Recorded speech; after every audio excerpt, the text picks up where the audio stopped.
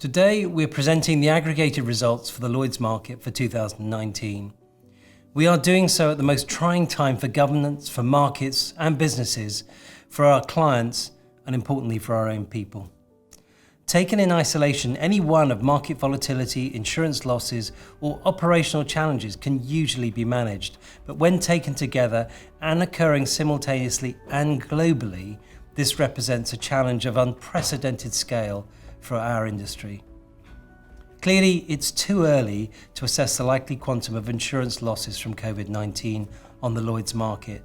We know in the main that these losses will arise from business interruption, credit insurance, event cancellation, and travel. In fact, there are more than a dozen insurance policies that will respond to COVID-19 claims. And we're collating the information to measure these losses as we would for any other form of catastrophic loss. We have immediately looked at the balance sheet as we recognise the mark-to-market impact of the fall in equities, the impact on bonds and the tightening of spreads. Burkhard Kieser will review these impacts in just a moment. Today, our primary focus is with our clients and customers and ensuring we're there to help. I want to thank my colleagues across our market who continue to keep businesses running, working from home and doing an amazing job in overcoming everyday challenges to serve our business partners. And so, with the current situation inevitably in the forefront of our minds, I will turn the discussion to our 2019 results. So after two challenging years in 2017 and 2018, it's good to be reporting a return to profitability for the Lloyd's market, with a return on capital of nearly 9% in 2019. Good underwriting is driven by understanding risk and setting the right price for that risk. And in 2019, we both reduced our exposure and increased prices. In real terms, premium volumes reduced by 8% and rates increased by 5.4% as our performance improvement plans started to have the desired effect.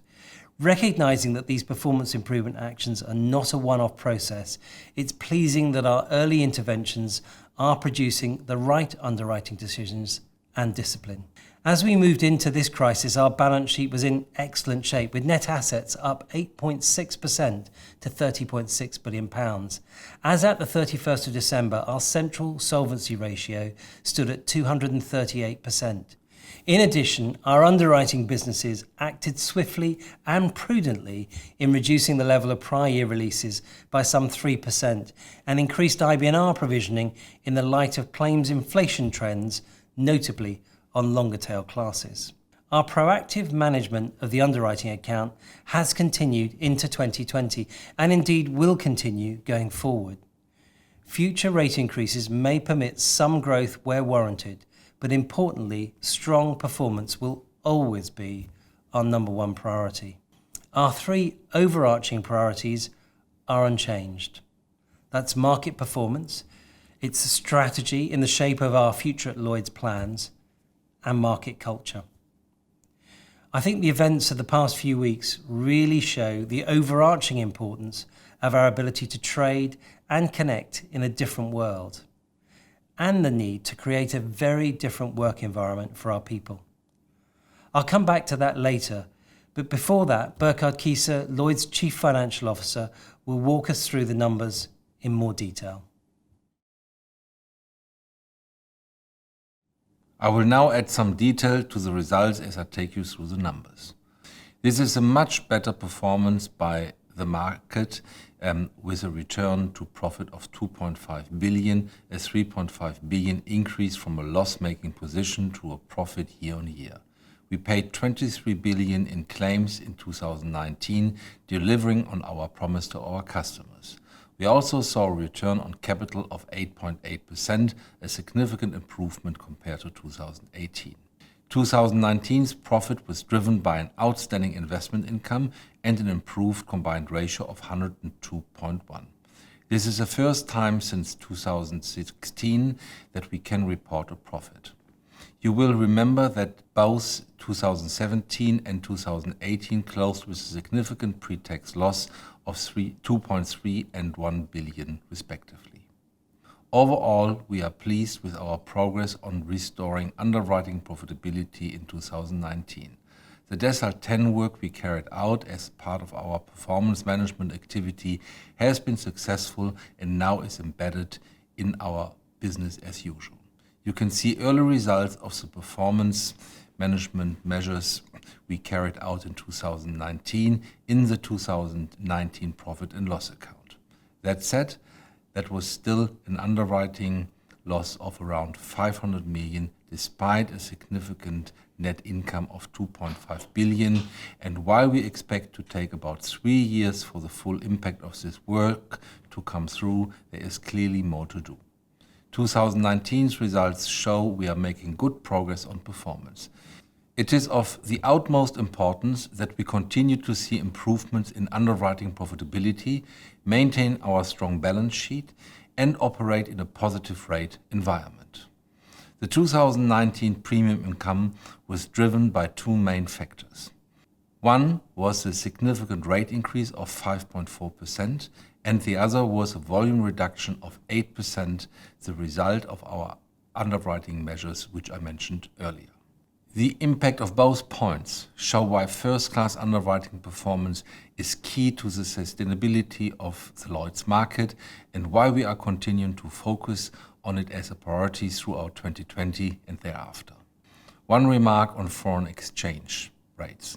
If you simply restate 2018 premium at the 2019 exchange rates, there has been a 3.5% increase of GWP. You can see the reconciliation on the commentary page. In terms of the rate increase, we now had 9 consecutive quarters of rate improvement. The 2019 increase of 5.4% exceeded our plan, and as I said, we have seen this trend continue in 2020. Drilling into detail a little more, rates improved in 53 out of 61 classes of business. Poorer performing classes, including aviation, energy, marine, and property (D&F), achieved the highest rate changes and at least 2 percentage points better than planned. The better performing classes also achieved positive rate change. Rate improvements were also seen across all geographies, with the largest rate changes in Australia and Canada. We also have seen growth in the US, driven by positive rate change, basically in all property classes of business. Overall, this rate trend is an encouraging sign, but as the underwriting result shows, there is still a way to go in terms of improvement. We did see this positive trend continue in 2020. I guess it's too early to estimate what COVID-19 impact will be. However, underwriting excellence and price adequacy in times of economic turmoil and recession is generally more difficult. Our combined ratio improved by 2.4% compared to 2018 to 102%, and our loss ratio improved by 1.9% and now stands at 63.4%. This is an improvement on our prior year result, but we are still not where we need to be. The key question for the 2020 result is, of course, the scale of losses caused by the COVID-19 virus. Travel, contingency, credit, D&O, and other liability covers could be all affected, and the question around business interruption insurance will take time to sort out. However, it is far too early for a loss estimate. We will give a first estimate early May. So, what are the components of the 2019 underwriting result? First, our major claims at 7% were significantly lower than in 2018 and at 1.8 billion were below the 15-year average of 2.1 billion. Hurricane Dorian and the 2 Japanese typhoons were the major loss events of the year. Second, the prior year release of 0.9% were much lower than in the previous years. Is this a negative story? I don't think so, for the following reasons. Typhoon Jebi, which was a 2018 loss, has deteriorated by 300 million in 2019. Casualty reserve strengthening of about 1.5%, mainly in the US. As usual, the market dealt with reserving trends as early as possible to maintain a strong reserve position. This should give you confidence in our balance sheet strengths. Adjusting for the above, our prior year release would be around 3% in line with our expectations. As we saw in the half-year results, we had a significant weakening of attritional loss ratio driven by older underwriting years by 2.8%. These underwriting years are simply not very profitable. However, when you compare the 2019 underwriting year to 2018, the attritional loss ratio improved by 1.7% for active syndicates. That is a clear success. We have achieved a strong investment return of 4.8%, as I mentioned, with earnings of 3.5 billion. This is an outstanding result, but in light of the current economic situation caused by COVID-19, it is not just the performance that is important, it is also where we invest our money. You can see from the chart on the slide that we have a moderate exposure of 15% to growth assets, while most of our assets are in government and investment-grade corporate bonds. In terms of the impacts of COVID-19 on our assets, we have taken a significant hit of about 1.8 billion over the past few weeks. This slide shows the full breakdown of our profit and loss account. The only thing which we haven't covered so far is the expense ratio. In 2019, we saw a small improvement on expenses of 0.5%, the result of the market-wide focus on reducing both sterling expense costs as well as expenses as a percentage of net earned premium. However, the expense ratio is still too high, and we are continuing to tackle this in 2020 with our Future at Lloyd's program. In terms of our reserving oversight, as I said earlier, our reserve strength is one of the most important parts of our value proposition. This is why we review it through 4 different lenses. We have the syndicate view. Every syndicate holds reserves at least at best estimate level. Every year, the market employs independent signing actuaries, which report directly to us on their view of our held reserve surplus. According to these actuaries, over 93% of all syndicates hold reserves higher than best estimate. In 2019, they found this surplus remained level between 2018 and 19, despite claims inflation driven by US casualty. This shows clearly the market took all necessary reserve and actions to maintain our reserve strengths, as we have done in previous years. On top of this, we have the central Lloyd's view, which is the corporation's own projection, applying a global view across all lines of business. This found the overall market reserves were significantly above estimate as at 2018 year-end. And for the first time this year, and which we will likely to continue in the future, we also commissioned an independent review of our global reserves, which confirmed our reserve adequacy and the corporation's reserving estimates. On capital and solvency, the capital we held at the end of 2019 stood at 30.6 billion, an increase of over 2 billion over the year-end 2018.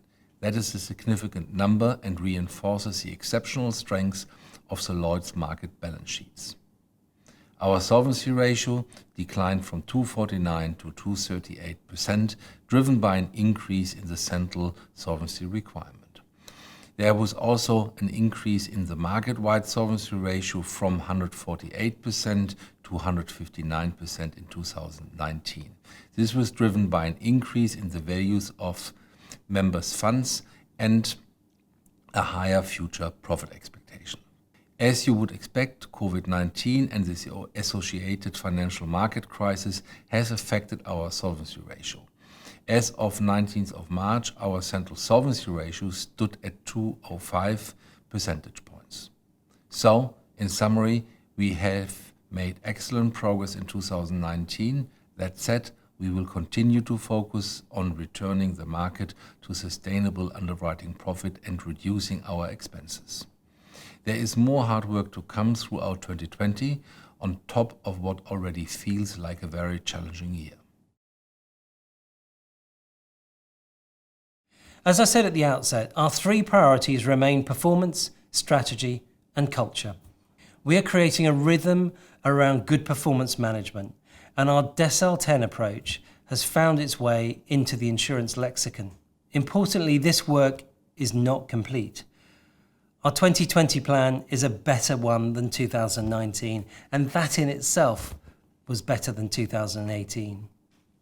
Consequently, assuming normal large risk and catastrophe claims experience, which for us is around 10% of net earned premiums, we expect a return to a sub 100% combined operating ratio. And remember, we are now in a third year of price increases.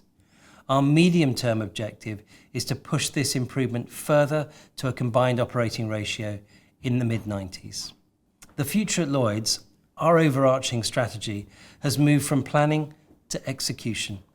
Whilst we've reined back on some activities in Q2 and spend in light of the economic and operational challenges posed by COVID-19, this has sharpened our focus.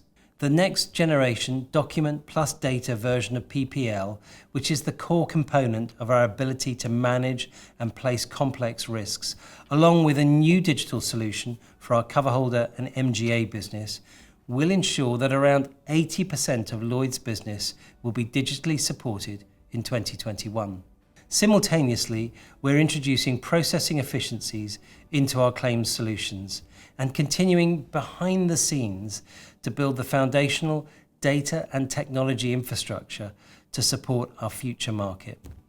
Our Culture Advisory Group, coupled with our Speaking Up, Wellbeing, Diversity and Inclusion and Leadership initiatives, will showcase career opportunities in our industry for existing and new colleagues, enabling us to attract and retain the world-class talent we simply need to succeed. The current crisis is teaching us many lessons, but one thing is really clear. Our world and our ways of working will have changed forever.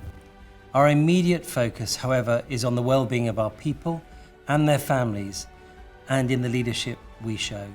COVID-19 will undoubtedly have a significant bearing on the outturn of 2020 and actually on so much else. But I hope that we have demonstrated that the actions we have taken and are continuing to take are improving the Lloyd's market's ability to meet the challenges of the future. Thank you.